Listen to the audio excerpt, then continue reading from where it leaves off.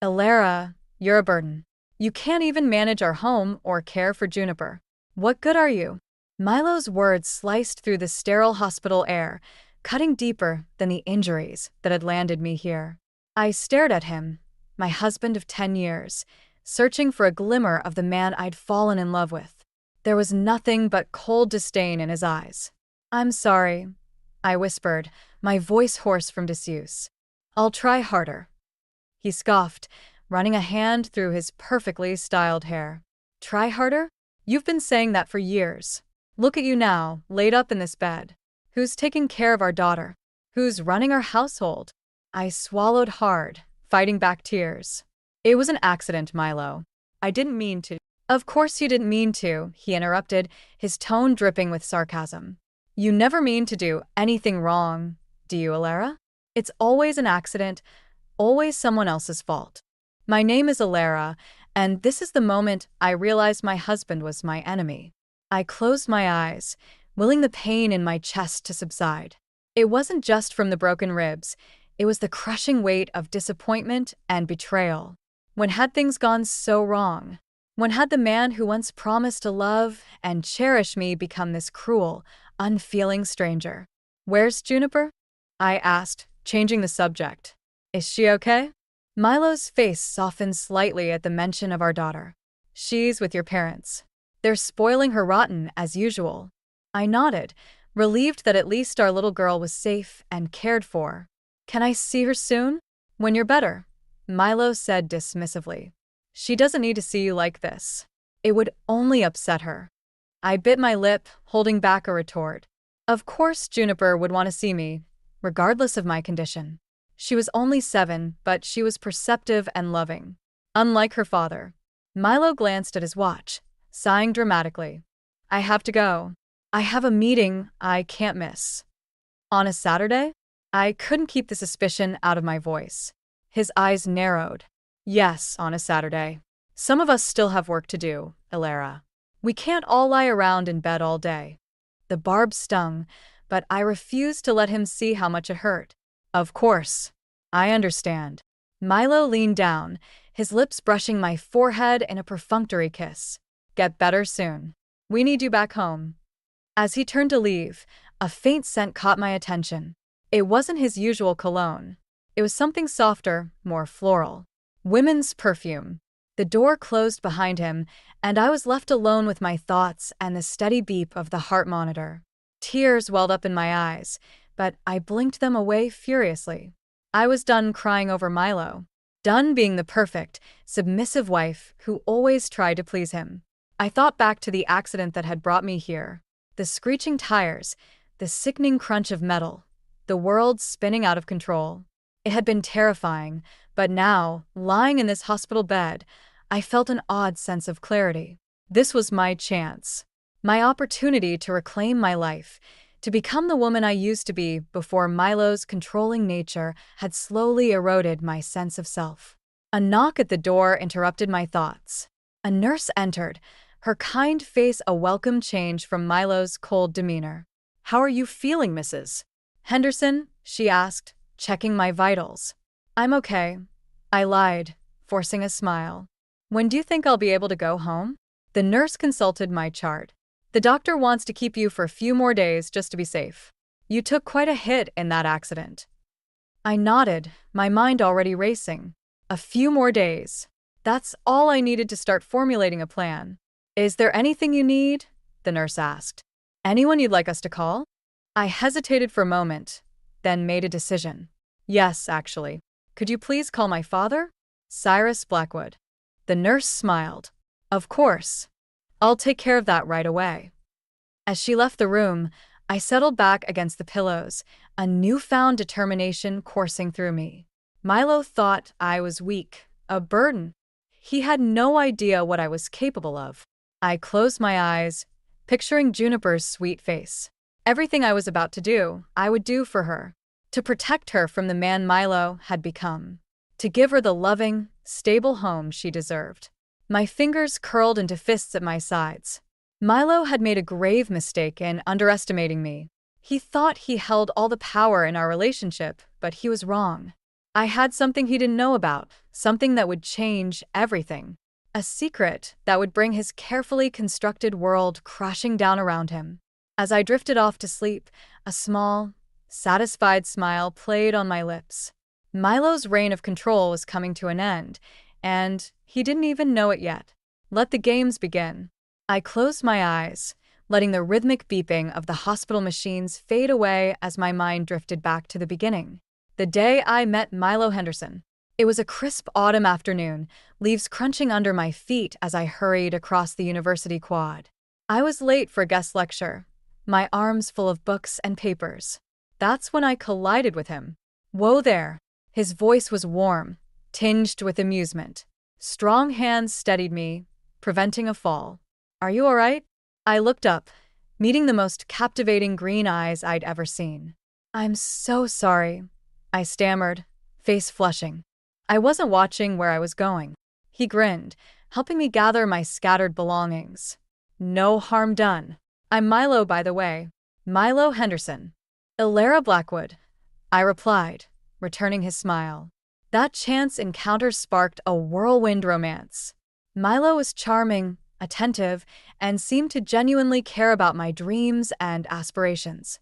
We spent hours talking about everything and nothing, his wit and intelligence drawing me in deeper with each passing day. Our wedding, just a year later, was a fairy tale come to life. I floated down the aisle, certain I was marrying my soulmate. Milo's vows brought tears to my eyes. Elara, you are my light, my inspiration, my everything, he said, his voice thick with emotion. I promise to cherish and support you, to be your partner in all things. Our love will only grow stronger with each passing year. The first few years of marriage were blissful. We traveled, built our careers, and created a beautiful home together. When Juniper was born, I thought my heart might burst with happiness. But slowly, almost imperceptibly, things began to change. It started with small comments about my appearance. Are you sure you want to wear that? Milo would ask, his tone light, but his eyes critical. I think the blue dress suits you better. Then came the questions about my time. Where were you all afternoon? He demanded, even though I told him I was meeting a friend for coffee. You should have been home preparing dinner. I tried to brush it off, telling myself he was just stressed from work. But the controlling behavior escalated. I don't think you should go back to work, Milo announced one evening, shortly after my maternity leave ended. Juniper needs her mother at home. I was stunned. But we talked about this. I love my job and we agreed. Things change, Elara, he interrupted, his tone brooking no argument. This is what's best for our family. Reluctantly, I resigned from my position, telling myself it was temporary. But as the months turned into years, I found myself increasingly isolated. Milo discouraged me from seeing old friends, claiming they were a bad influence. He controlled our finances, doling out an allowance, as if I were a child. You don't need to worry your pretty little head about money, he'd say patronizingly. I've got everything under control. I barely recognized myself anymore. The confident, ambitious woman I'd once been was fading away, replaced by a shadow who lived to please her husband. One night, after a particularly heated argument about my desire to take an online course, I found myself staring at my reflection in the bathroom mirror. Dark circles shadowed my eyes, and worry lines creased my forehead. What happened to you? I whispered to my reflection. That's when Juniper's small voice piped up from the doorway. Mommy? Are you okay? I turned, forcing a smile for my daughter. Of course, sweetheart. Mommy's just tired. Juniper's perceptive eyes studied me. Daddy yelled again, didn't he? He sounds scary sometimes. My heart clenched. I knelt down, pulling her into a tight hug. Everything's going to be all right, I murmured, more to myself than to her. I promise. As I held my daughter, a spark of my old self flickered to life. I couldn't let this continue. For Juniper's sake, and for my own, something had to change. The next morning, I made a decision. While Milo was at work and Juniper at school, I drove to the bank. With trembling hands, I withdrew a small amount of cash from our joint account and opened a separate, secret account in my name only. It wasn't much, but it was a start. A tiny act of rebellion, a step towards reclaiming my independence. As I drove home, my phone buzzed with a text from Milo. "Where are you? Why aren't you answering the house phone?" My hands tightened on the steering wheel. The old Alara would have panicked, rushing home to avoid his anger. But something had shifted inside me. I pulled over, took a deep breath, and typed a reply. Ran a few errands. Be home soon. It was a small thing, but it felt monumental. For the first time in years, I was making a choice for myself, without seeking Milo's approval. As I pulled back onto the road, I felt a mixture of fear and exhilaration. I didn't know what the future held, but I knew one thing for certain. I couldn't go on living this way. The woman Milo had fallen in love with was still inside me, buried beneath years of control and manipulation. It was time to set her free. The sound of Juniper's laughter filled the kitchen as I flipped another pancake onto her plate. It was Saturday morning, and Milo was away on yet another business trip. "Can we have a tea party later, Mommy?" Juniper asked, syrup dripping down her chin. I smiled, wiping her face with a napkin. "Of course, sweetheart. We can invite Mr. Snuggles and Princess Sparkle too." As I watched my daughter eat, I couldn't help but marvel at her resilience. Despite the tension that often filled our home, Juniper remained a bright, loving child.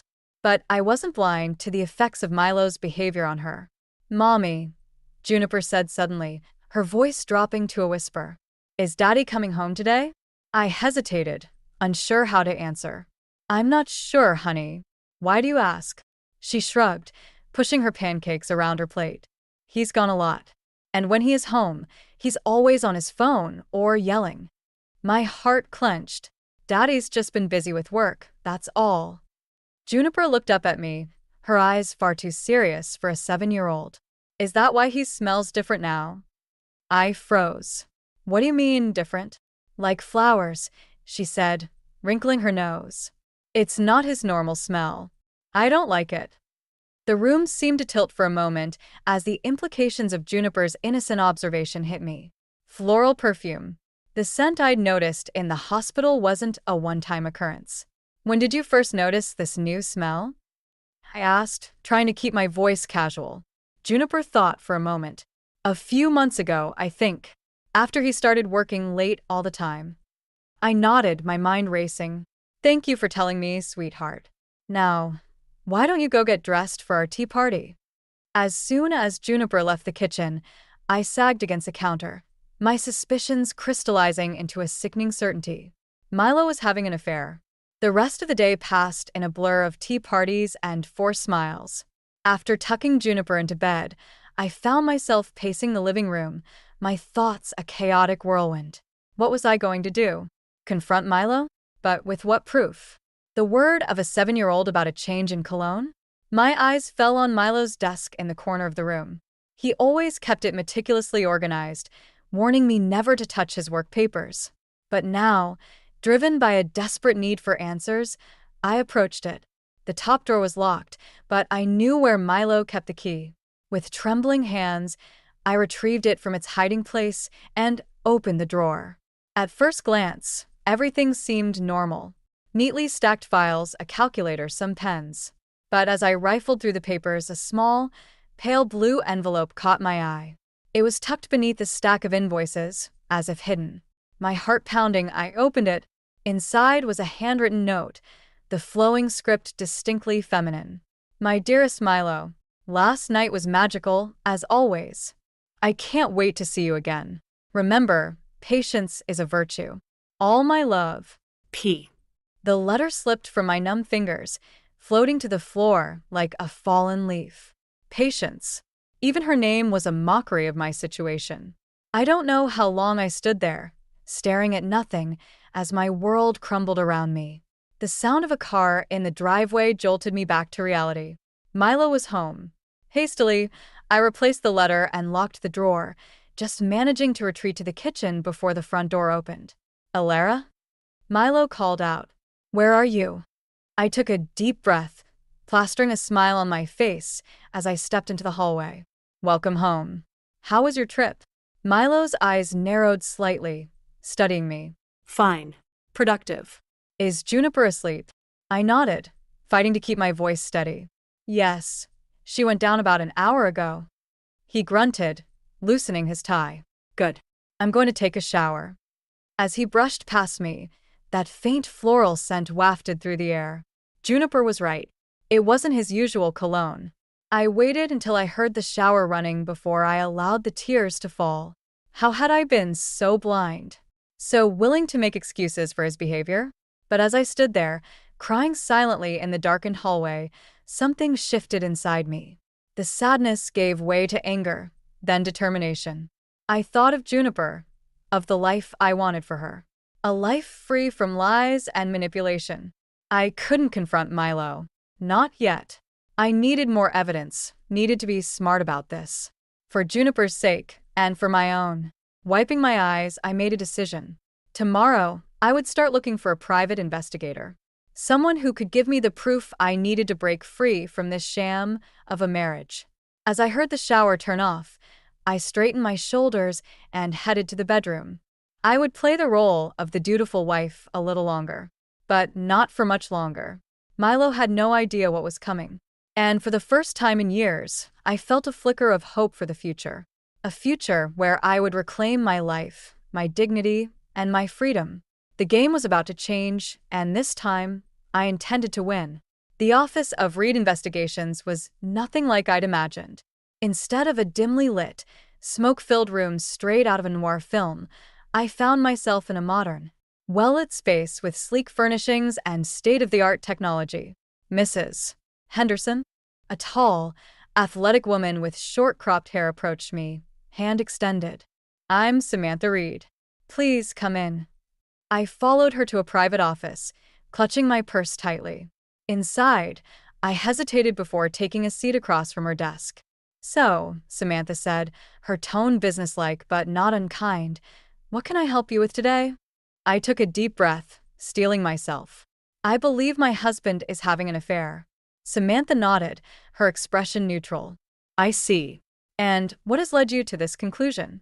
As I recounted the evidence, the late nights, the mysterious phone calls, Juniper's comments about the new cologne, and the letter I'd found, Samantha listened intently, occasionally jotting down notes. Mrs. Henderson, she said when I'd finished, based on what you've told me, I believe you have good reason to be suspicious. However, to build a solid case, we'll need more concrete evidence. What kind of evidence? I asked, my voice barely above a whisper. Photos, video footage, financial records, Samantha replied. Anything that definitively proves your husband's infidelity. I nodded, a mix of relief and apprehension washing over me. How long will this take? It depends on how careful your husband is being, Samantha explained. But typically, in cases like these, we can gather sufficient evidence within a few weeks. As we discussed the details of the investigation, including the not insignificant cost, a part of me still couldn't believe I was doing this. But then I thought of Juniper, of the life I wanted for her, and my resolve strengthened. One more thing, I said as our meeting concluded. My husband can't know about this. He has a temper. Samantha's eyes softened with understanding. Don't worry, Mrs. Henderson. Discretion is our top priority. As I left the office, I felt a strange mixture of dread and exhilaration. The wheels were in motion now. There was no turning back. The next few weeks were a masterclass in deception. I maintained a facade of normalcy at home, all while secretly communicating with Samantha and her team. Every time Milo announced a late meeting or a business dinner, I relayed the information to the investigators. It was during this time that I stumbled upon something unexpected. While searching for an old photo album in our attic, I came across a small, locked safe I'd never seen before. My curiosity piqued. I made a mental note of its location, determined to find a way to open it. 3 weeks after my initial meeting with Samantha, I received a text message. We have what we need. Meeting tomorrow, 2 p.m. That night, as Milo and I sat at opposite ends of the dinner table, the silence between us thick and oppressive, I studied him. How had we come to this? The man I'd once loved so deeply now felt like a stranger. I have to go out of town next week, Milo announced suddenly, not looking up from his plate. Important client meeting. I nodded, keeping my voice neutral. How long will you be gone? 3 days, maybe 4, he replied. I'll let you know. As I cleared the dishes, my mind raced. This trip could be the perfect opportunity to investigate that safe in the attic. The next day, I sat in Samantha's office, my hands shaking as I looked through the folder she'd handed me. Photos of Milo entering a high-end hotel, arm in arm with a stunning blonde woman. Security camera footage of them kissing in an elevator. Credit card statements showing expensive gifts and meals for 2 at romantic restaurants. Her name is Patience Lawson, Samantha explained gently. She's a junior executive at a rival firm. They've been seeing each other for at least 6 months, possibly longer. I stared at a close-up photo of Patience, taking in her flawless skin and designer clothes. She looked young, probably in her late 20s. Everything I used to be, before years of Milo's control had worn me down. What do you want to do now, Mrs. Henderson? Samantha asked. I took a deep breath, squaring my shoulders. I want to end my marriage. But first, I need to know what's in that safe. Samantha nodded, understanding in her eyes. We can help with that. When will the house be empty? Next week, I replied. Milo will be out of town, and I can send Juniper to my parents for a day. As I left the office, clutching the damning evidence of Milo's betrayal, I felt a strange sense of calm settle over me. The truth was out now, and with it came a clarity I hadn't experienced in years. I thought of the frightened, downtrodden woman I'd become, and of the strong, independent person I used to be. It was time to reclaim that woman, for myself and for Juniper. Milo had no idea what was coming. But soon, very soon, his carefully constructed world of lies would come crashing down around him. And I would be there, standing tall in the rubble, ready to build a new life for myself and my daughter. The game was changing, and this time I held all the cards. The steady beep of the heart monitor filled the hospital room as I lay there, my body battered and bruised from the car accident. 3 weeks had passed, but the pain still lingered, both physical and emotional. Milo's cruel words from his last visit echoed in my mind, a constant reminder of how far we'd fallen. A soft knock on the door pulled me from my thoughts. Come in, I called, expecting another nurse for my routine checkup. Instead, my father's familiar face appeared, his eyes filled with concern. Elara, sweetheart, how are you feeling? Dad.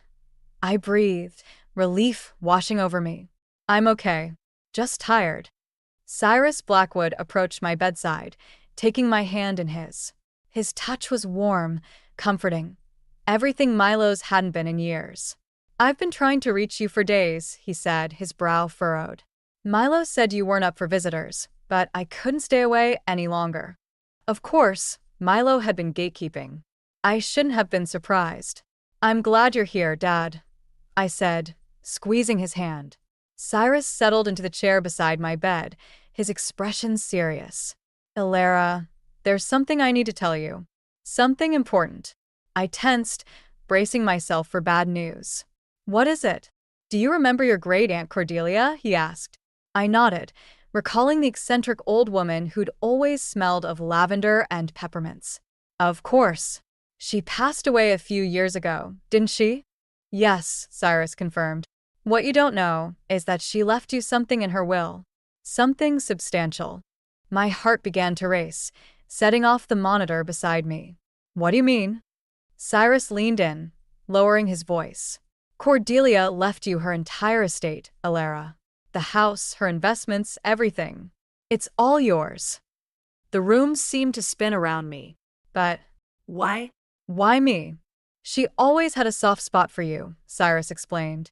Said you reminded her of herself when she was young. Strong-willed, independent. I almost laughed at that. Independent?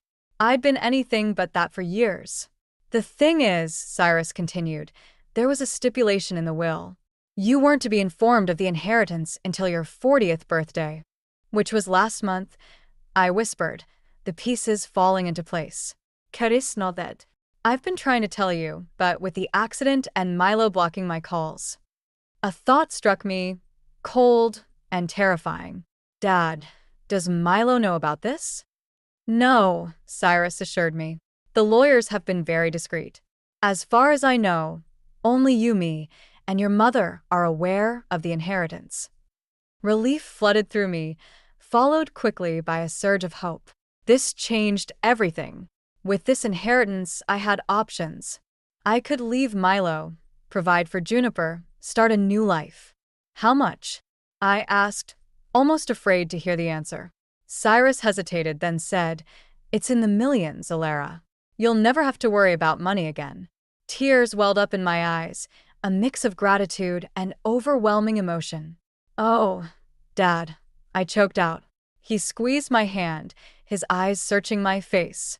"Alara, I know things haven't been right between you and Milo for a long time. Your mother and we've been worried sick. This inheritance, it could be your chance, your way out." I nodded, unable to speak past the lump in my throat. All the fears and doubts that had held me back, how I'd support Juniper, where we'd live, suddenly evaporated. "You don't have to decide anything now," Cyrus said gently. "Take your time, think it through. But know that you have options now. You're not trapped anymore." As the reality of my situation sank in, a plan began to form in my mind.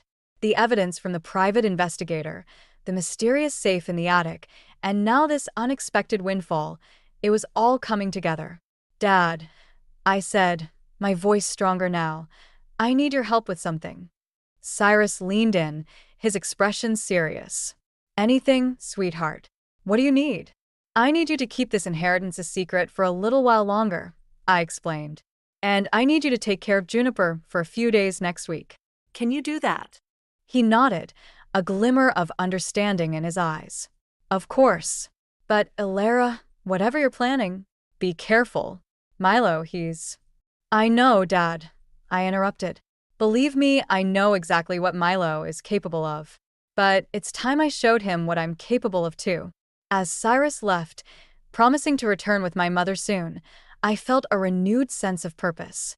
The accident that had landed me in this hospital bed wasn't just a setback. It was the catalyst for my liberation. Milo thought he had all the power, that I was helpless without him. But he was wrong.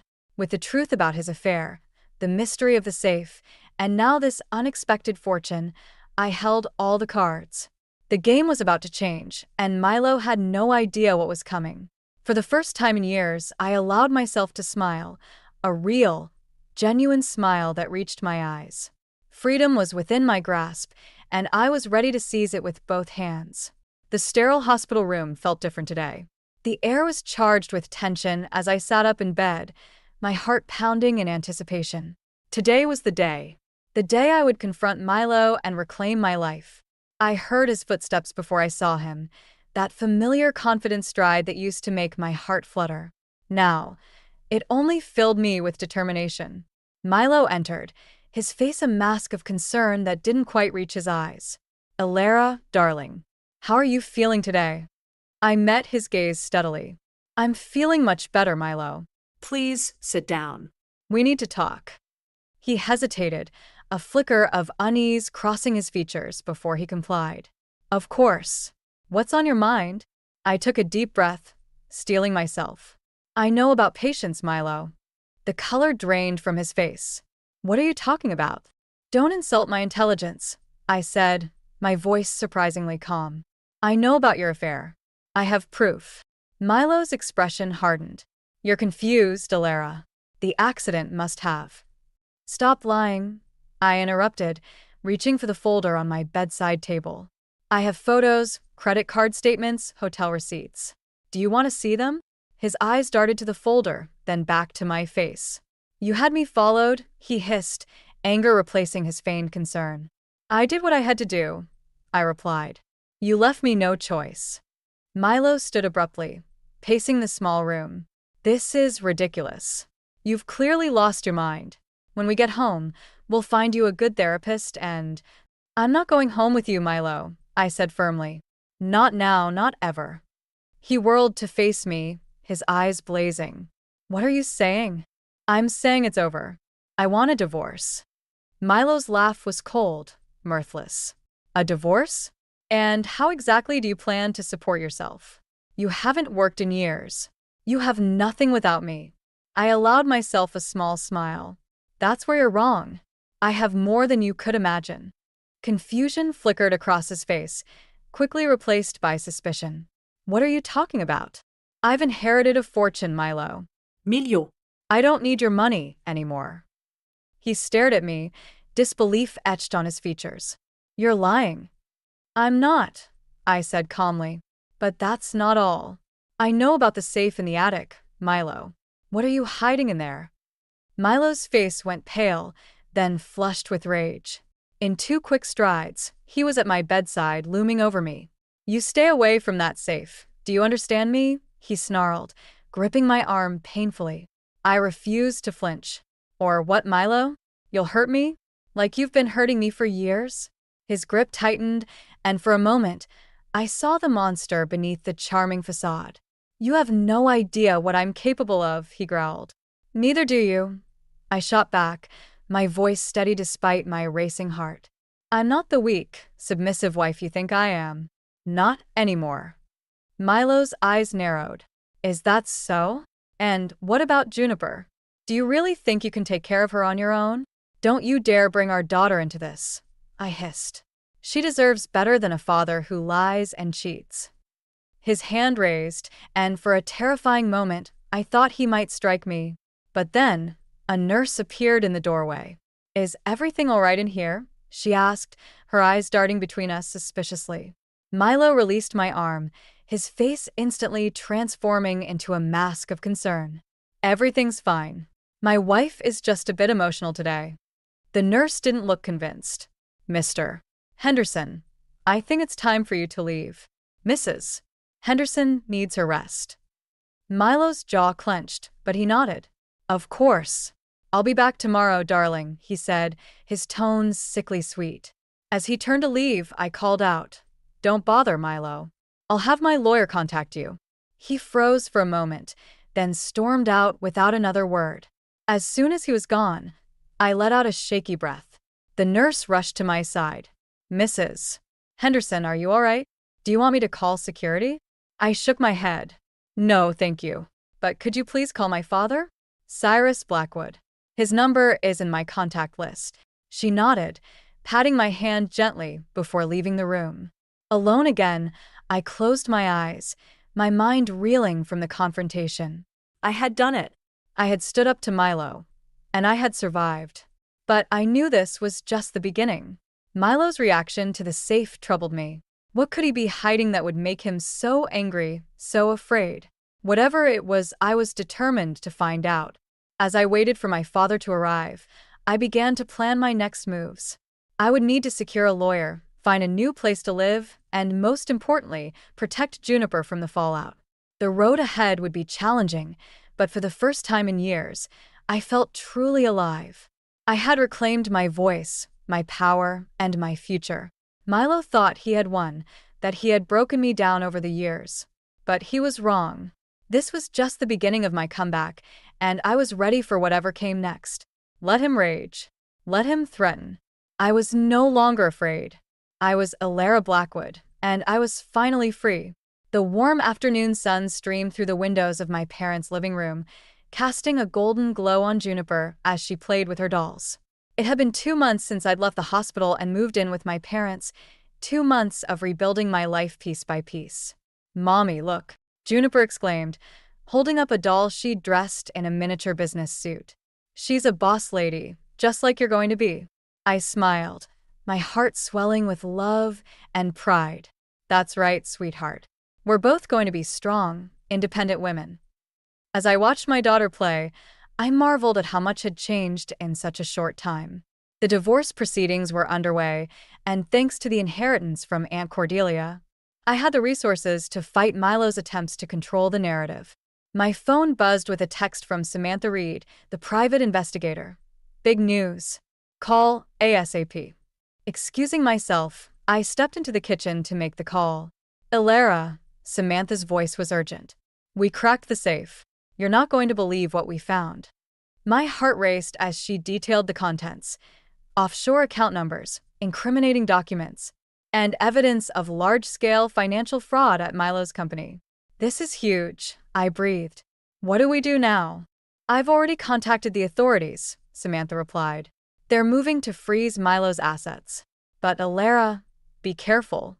He's going to be desperate when he finds out. As if on cue, the doorbell rang. Through the window, I saw Milo's car in the driveway. He's here, I whispered. I have to go. Ending the call, I took a deep breath and opened the door. Milo stood there, his once impeccable appearance now disheveled, his eyes wild. Alara, he said, his voice a mixture of anger and desperation. We need to talk. I stepped outside, closing the door behind me to shield Juniper from whatever was about to unfold. There's nothing to talk about, Milo. It's over. He ran a hand through his unkempt hair. You don't understand. I'm in trouble. Big trouble. I need your help. My help, I scoffed. After everything you've done? Please, he begged, his facade crumbling. They're investigating the company. I could go to prison. If you just sign a few documents, testify that you knew nothing about the finances. I cut him off. No, Milo. I won't lie for you. His expression darkened. You owe me, Alara. After everything I've done for you and Juniper.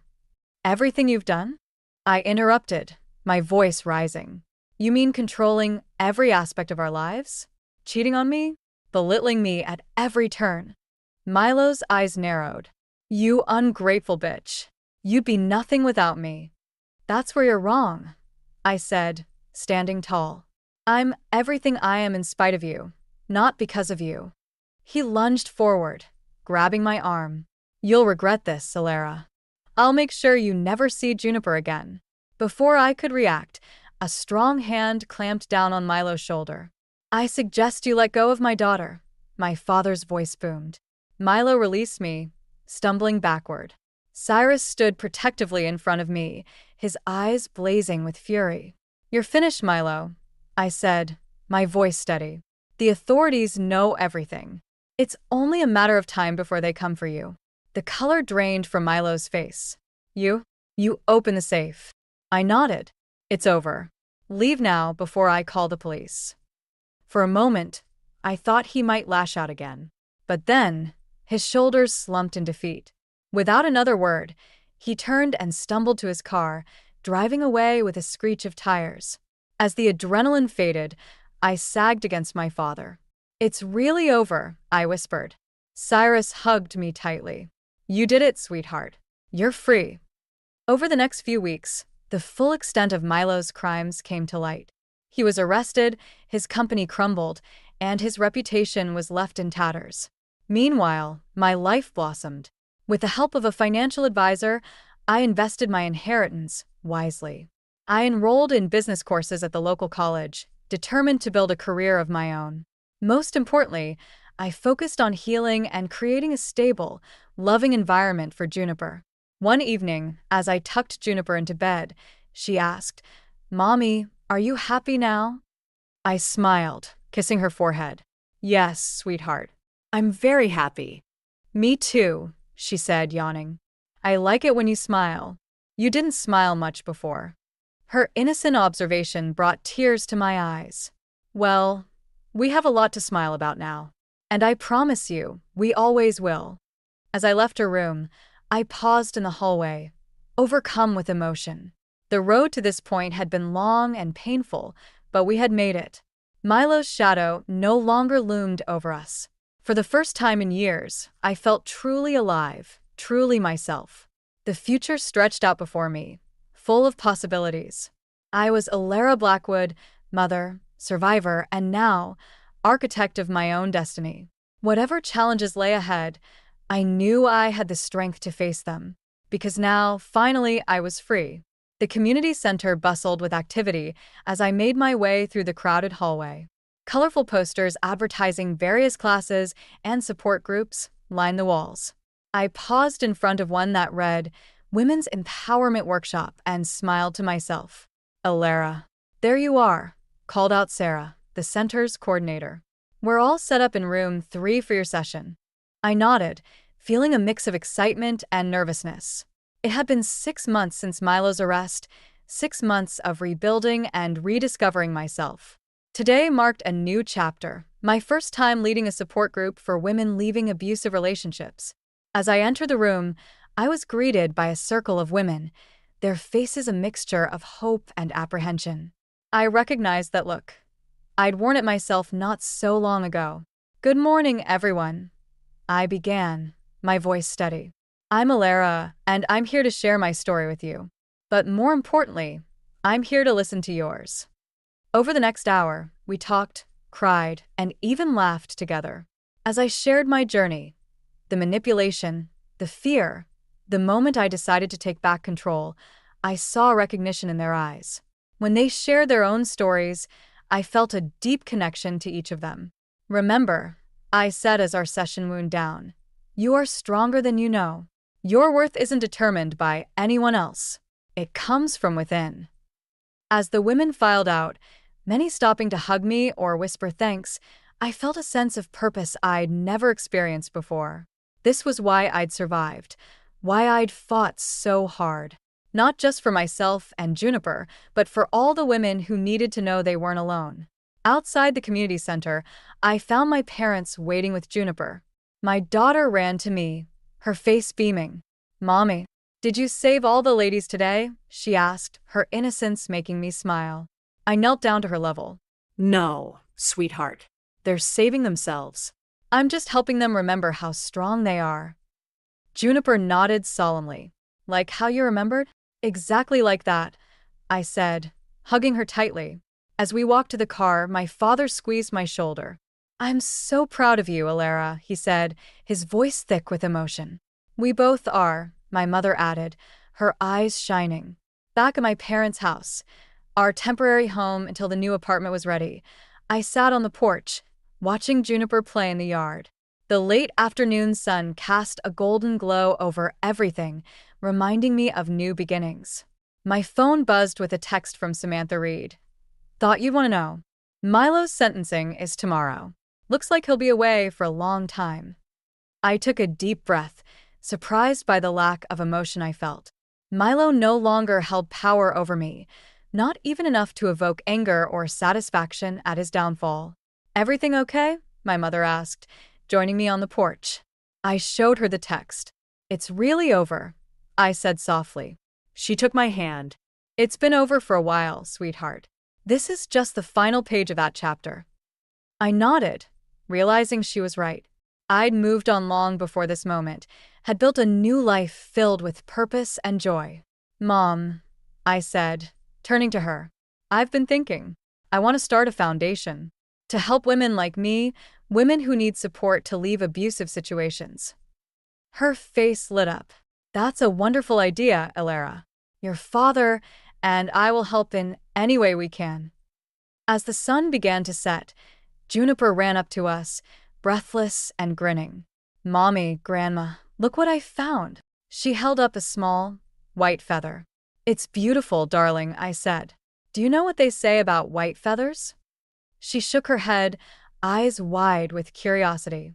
"They say it's a sign of new beginnings and peace," I explained. "A reminder that we're on the right path." Juniper's face grew serious.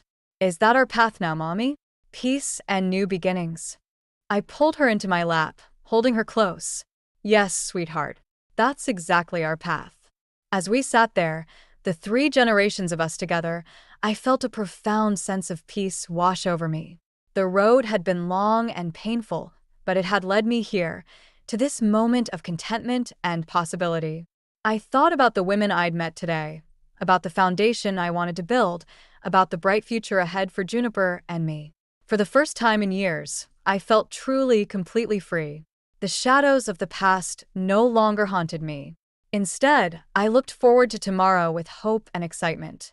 I was Alara Blackwood, survivor, mother, advocate.